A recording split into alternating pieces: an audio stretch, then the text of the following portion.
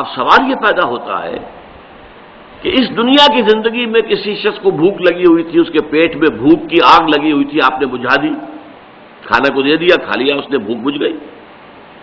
لیکن وہ شخص چل رہا ہے اس راستے پر کہ جو اگلی زندگی میں آخرت میں جہنم کا ایندھن بنے گا، اس کے لیے آپ نے کچھ نہیں سوچا. تو آپ بڑے شقی ہیں، بڑے اگر یقین ہے آپ کا، اصل میں معاملہ بہت بڑا اگر کا ہے، اٹس اے بگ اف.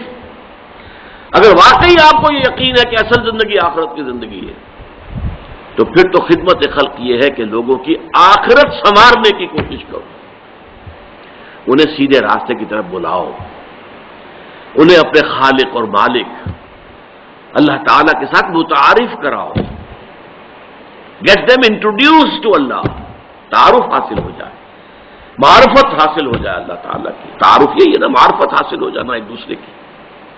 اور پھر یہ کہ وہ اللہ تعالیٰ سے لو لگائیں، اللہ سے محبت کریں، اللہ ہی کو اپنا مقصود و مطلوب اور معبود اور محبوب حق حقیقی بنائیں تاکہ ان کی آخرت درست ہو. اگر یہ ہم نہیں کر رہے، اور ظاہر بات ہے کہ بھوکے کو کھانا کھلا دیا تو نیکی کا کام تو ہے، لیکن وہ چل رہا ہے اس راستے پر کہ جو اسے جہنم میں لے کر جا رہا ہے. اس راستے سے بچا کر اور جنت کے راستے پر لوگوں کو ڈالنا، جہاں ابدی راحت ہوگی، جہاں ہمیشہ ہمیش کے لیے روح و ریحان و جنت نعیم، اس راستے پر لے آنا، یہ سب سے بڑی خدمت خلق ہے. یہی وجہ ہے کہ وحی کے آغاز سے پہلے اور وحی کے آغاز کے بعد یہ آپ کو کنٹراسٹ نظر آئے گا سیرت محمدی میں صلی اللہ علیہ وسلم. وحی کے آغاز سے پہلے وہ نیکی کا، خدمت خلق کا تصور، بھوکوں کو کھانا کھلانا، مسافروں کی خدمت کرنا، بیواؤں یتیموں کی سرپرستی کرنا، یہ بدرجہ تمام و کمال سیرت محمدی میں موجود ہے. لیکن جیسے ہی وحی شروع ہو گئی اور یہ حقیقت منکشف ہو گئی کہ اصل زندگی تو وہ ہے، یہ تو عارضی ہے، 20 سال 30 سال 40 سال 50 سال ختم ہو جانی ہے، آج نہیں تو کل، کل نہیں تو پرسوں. کوئی شخص اگر جھگی میں رہ رہا ہے اس کو بھی موت آنی ہے، اور کوئی شخص محل میں رہ رہا ہے اس کو بھی موت آنی ہے. اور بالآخر ڈیتھ دی لیولر ایک نظم ہم نے پڑھی تھی، FA کے کورس میں ہوتی تھی، کہ موت تو آ کے سب کو برابر کر دیتی ہے. بڑے بڑے محلوں میں رہنے والے اور بڑے جو ہے گدیلوں پر سونے والے اور مخملی جو ہیں ان کے سارے لباس اور یہ، لیکن یہ کہ بہرحال پھر انہیں مٹی میں مل کر مٹی ہونا ہے. اور غریب آدمی جو ہے، جو چاہے کہیں فٹ پاتھ پر سو کر رات گزارتا ہو یا کسی جھگی میں رہتا ہو، وہ بھی موت کے بعد وہ بھی مٹی میں مل کر مٹی ہو جائے گا. تو ڈیتھ دی لیولر، یہ موت جو ہے وہ آ کر انسان کی اونچ نیچ کو ختم کر کے لیول کر دے گی. لیکن اس کے بعد کیا ہوگا؟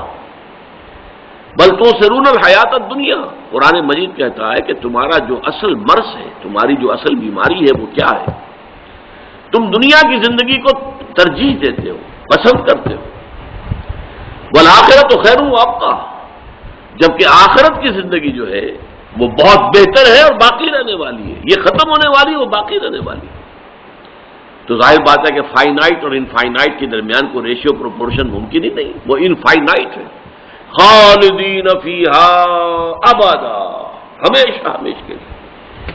اس زندگی کو سنوارنا، اس زندگی کو بہتر بنانے کی کوشش کرنا، یہ سب سے بڑی خدمت خلق ہے. لیکن جیسا کہ میں نے عرض کیا، اس کا تعلق ایمان کے ساتھ ہے. اگر آپ کو یقین ہے کہ اصل زندگی آخرت کی زندگی ہے، جیسے سورہ عنکبوت میں فرمایا وَإِنَّ الدَّارَ الْآخِرَةَ لَهِيَ الْحَيَوَانُ لَوْ كَانُوا يَعْلَمُونَ، اصل میں تو آخرت کا گھر جو ہے وہ اصل زندگی ہے، کاش کہ انہیں معلوم ہوتا. تم اس کو زندگی سمجھے بیٹھے ہو، یہ تو عارضی سے ٹھکانہ ہے. ایک بڑی پیاری تمثیل حضور نے بیان فرمائی، مالی ولی دنیا انما مثلی کراکب استظل تحت شجرۃ ثم راح فترکھا. مجھے تمہاری اس دنیا سے کیا سروکار، کوئی تعلق ہی نہیں میرا.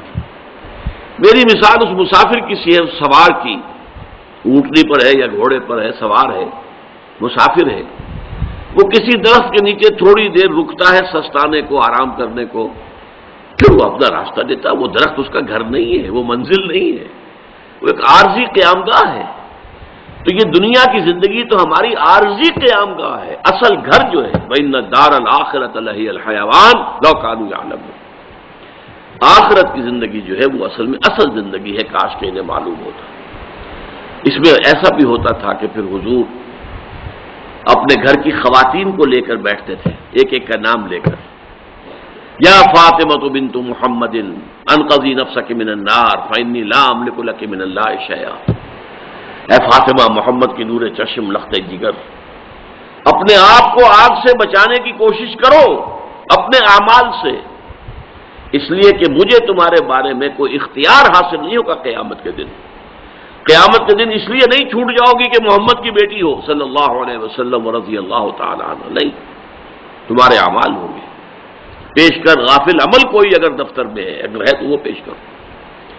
یا صفیہ تو امت رسول اللہ، اے صفیہ، اللہ کے رسول کی پھوپھی، انقذی نفسک من النار فانی لا املک لک من اللہ شیئا، اپنے آپ کو آگ سے بچانے کی فکر کرو، اس لیے کہ میں تمہارے کام نہیں آ سکوں گا، مجھے کوئی اختیار حاصل نہیں ہو۔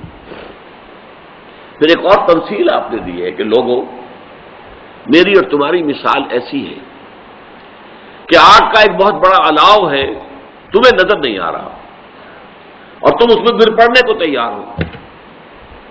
یوں سمجھیے کہ اگر فرض کیجئے کہ آپ کہیں کسی راستے میں بیٹھے ہوئے ہیں اور آپ نے دیکھا کہ ایک اندھا بیچارہ سڑک پر چلا جا رہا ہے اور اسے معلوم نہیں کہ آگے سڑک کھودی ہوئی ہے، کوئی ٹیلی فون والوں نے یا کوئی گیس والوں نے یا بجلی والوں نے سڑک کھودی ہوئی ہے، تو اندیشہ ہے کہ وہ اس گڑھے میں گر جائے گا۔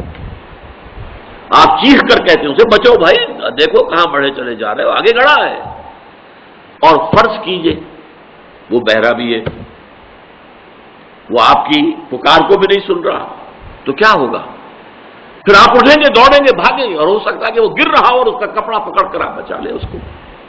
یہ ہوگا کہ نہیں ہوگا؟ یہ فطرت انسانی ہے یا نہیں؟